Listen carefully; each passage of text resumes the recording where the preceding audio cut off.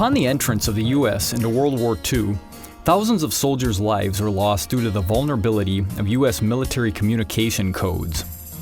All codes that were being developed were being deciphered by the enemy, and war strategies were being debilitated. Code talkers were the people employed by the military during wartime that utilized little-known languages as a means of secret communication. A World War I veteran, Philip Johnston, was raised on a Navajo reservation and was one of the small number of non-Navajo who spoke the language fluently. He proposed the use of the Navajo language to the United States Marine Corps as a means of code communication. Because Navajo has a complex grammar, it is not mutually intelligible enough with even its closest relatives to provide meaningful information.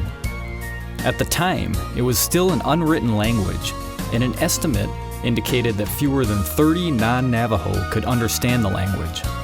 Johnston believed Navajo could satisfy the military requirement for an undecipherable code. Johnston staged tests under simulated combat conditions, which demonstrated that Navajo men could encode, transmit, and decode a 3-line English message in 20 seconds, versus the 30 minutes required by machines at that time.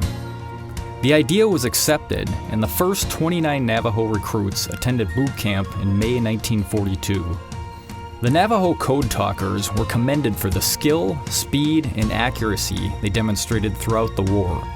At the Battle of Iwo Jima, Major Howard Connor, 5th Marine Division signal officer, had 6 Navajo code talkers working around the clock during the first 2 days of the battle. These 6 sent and received over 800 messages, all without error. Connor later stated, "Were it not for the Navajos, the Marines would never have taken Iwo Jima."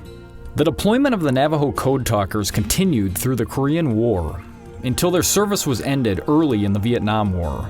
The Navajo code is the only spoken military code never to have been deciphered. UAW-Ford honors veterans.